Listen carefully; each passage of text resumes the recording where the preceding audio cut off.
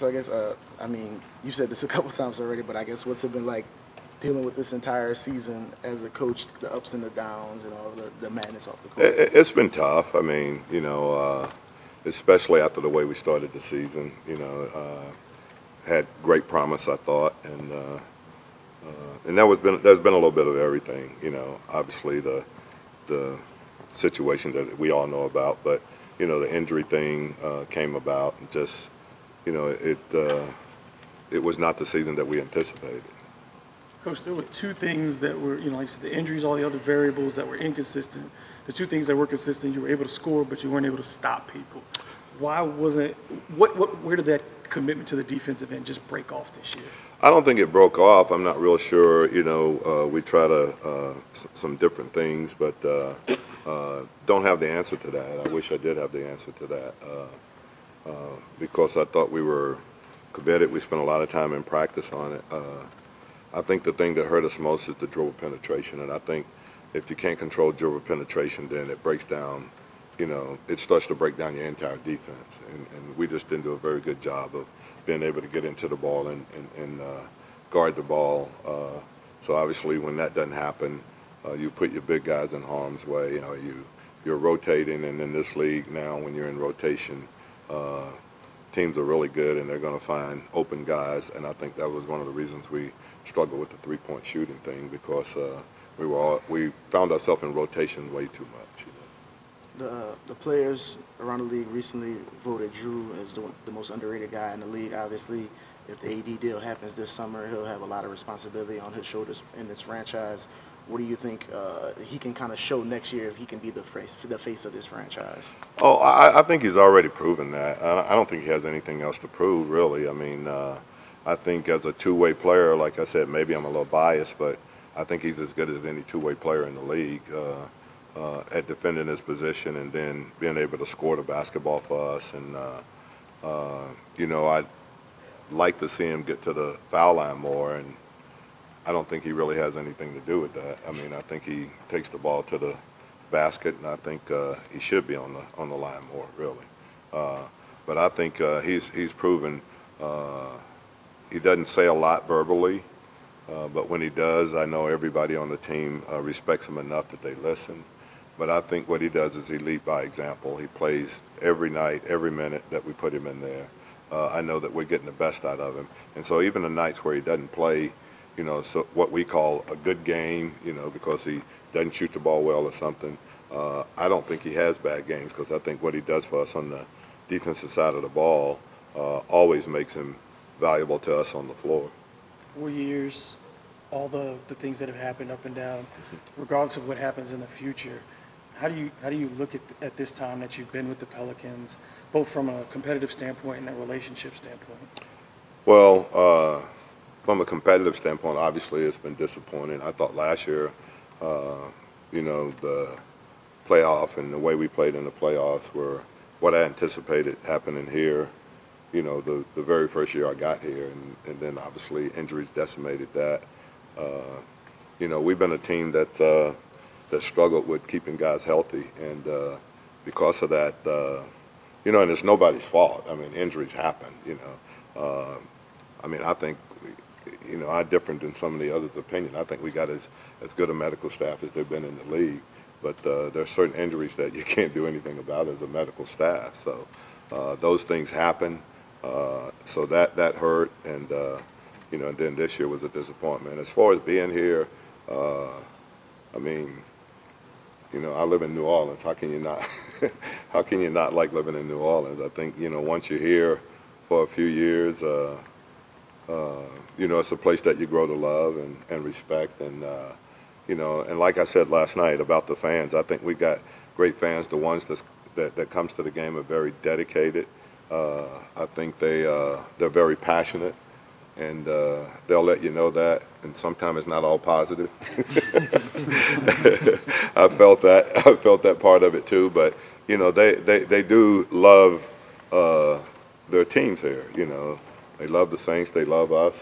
And there's a passion here that you don't see in very many other cities. So obviously, I appreciate being here. And as far as the leadership, it's been great.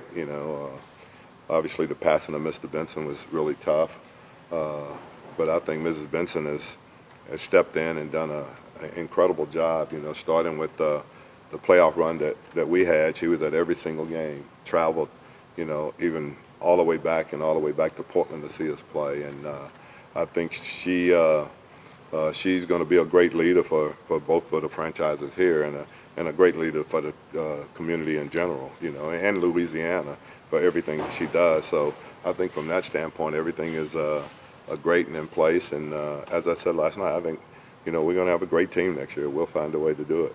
What do you think about the growth Julius has shown this year in your system? I think he's shown that, you know, he had the one thing for us and played the one way for us with so much force that really helped us. I thought, you know, he's capable of being a facilitator and a playmaker too.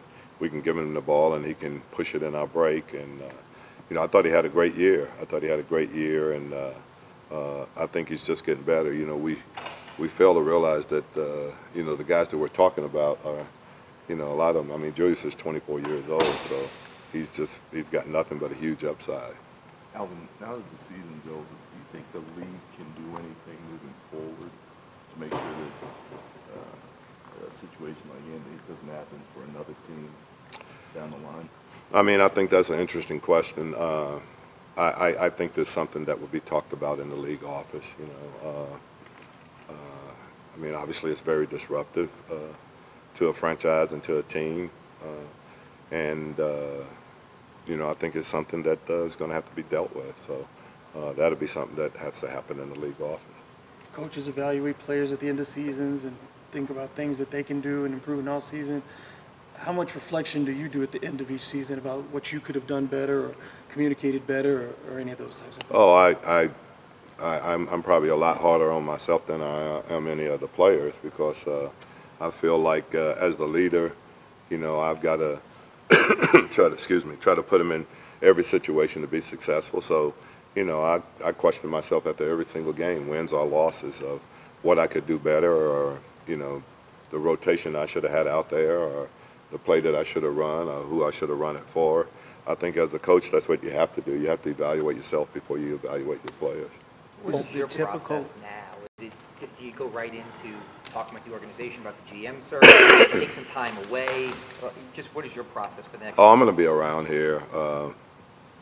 I always stay for a while before, you know, trying to take a little bit of time off. But obviously the new GM is going to be really important. You know, it's going to be something that is going to be very integral to, you know, how I team move forward and the franchise move forward. So I'll be around here for that, and then I just stay around anyway to kind of shore up everything and see what's going on before I take off for a little while. You sounded last night like a guy who's somewhat confident that you'll be back. Do you feel that way? Or? I'm going to be that way. I'm going to be confident until they tell me I'm not coming back. I told you guys that last night. So that's the only way I know how to approach it. That's the way I approach any job that I've ever been in, that I feel like I'm the coach and I'm going to be the coach until they tell me otherwise. One of the things that people have certainly noted is the way you've handled yourself in the midst of all of this. You haven't really had blow-ups. You know, the ones that you had have been memorable, but I thought you were going to leave it that I had no blow-ups. Nah, we remember Houston. But seriously, how do you maintain that level of composure when all these things are swirling around you? You know, I think the one thing is that, you know, you can look at things and you can whine and complain, which doesn't get anything done, or you can try to find solutions. I try to find solutions, and that's why, you know, regardless of what the situation was or who we had healthy or who we put out there, I just felt like, you know, if we competed at the highest level that we possibly could and played unselfishly, we would always give ourselves a chance to win games. And you know, we had some memorable wins, you know, with not so many guys playing really. You know, you think about it, we had over 80 points sitting out the Sacramento game a few games ago, and our guys found a way to, you know, to win the game. So I like guys, and I like guys that compete regardless of what. And you know, I just, you know, you know, you just can't come up with excuses, you know, for everything that happened. You know, sometimes you just got to look past that, and you just, you know, you do the very best you can, and you have guys play the best they can and as hard as they can. And you know, as a coach, I think if they do that, you can accept anything. I don't think we all know you for kind of saying what you feel and having strong opinions on things, but how was it tough at times to not really just go off or kind of say how you really felt about the entire situation and kind of just, I mean, there's been little bits and pieces you thrown out there, but just to not lay it all out, was that tough? Yeah, I mean, it's been tough. You know, it's been tough, but that's part of it. You know, I mean, this is not a none of this is easy. It's not an easy situation when you got a completely healthy team and playing. So, you know, do I get disappointed sometime? Yeah. Do I get upset sometime? Yeah. But as I said, you know, I try not to use wasted energy. You know, to me, it's just wasted energy, and so you can take that energy and direct it somewhere else, and I think it's going to be much more productive and much more positive doing it that way than to whine about your situation. Like I said, I'm not a whiner. I've never been a whiner, and you know, there's no reason to start now. I mean, I'm almost 65 years old, so I should have been whining 40 years ago. So I don't see any reason to do it. I just try to be positive. I try to move forward, and I think any player that come out here will tell you that I don't concentrate a lot on what guys can't do. I just concentrate on what they can do and try to put them in those situations. Were you mindful that how you handled off-the-court stuff could trickle down to how your players handled adversity? I think so, and the reason I say that is because obviously I was at the Clippers when the whole thing happened, the whole Donald Sterling thing happened, and I saw how Doc handled that, and he did an unbelievable job, and it never really, you know, it never really trickled down to the players. We just concentrated on playing games and, you know, being in the playoffs and how we were going to do in the playoffs, and never really let that seep into any conversation. And I thought the guys, because he handled it that way, I thought the guys did a good job of blocking it out and just trying to do it on their own. Obviously, it upset everybody, but we didn't spend time talking about that. More so, there's just the task at hand, and that's what we did here. You know, we just talked about the task at hand and what we tried to get done as a team. You, when you've been in the league 3 decades, you have a lot of friends, a lot of contacts, you cross paths with a lot of people. Not that I'm looking for like a deep dive on this, but if you could, just maybe your relationship with Danny, and then obviously I know you and David go back to Phoenix together, and then have you ever met Gerson Morosis? Yeah, well, I know everybody that, you know, supposedly they brought in for interviews, and, you know, they're all good people. I mean, you know, I don't know, you know, from the standpoint I've only worked with Danny and Griff in those situations.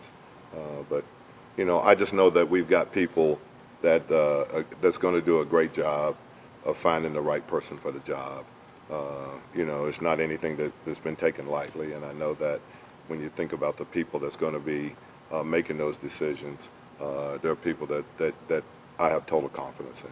What was your time like with Griff when you had a chance to work with him? He's fine. You know. Yeah. I'm not going to go, you know, what do you want me, you know. We were at Phoenix together, and the team had a lot of success. Because you know all these people, as upper management, picked your brain at all about any of these candidates? Somewhat, yeah.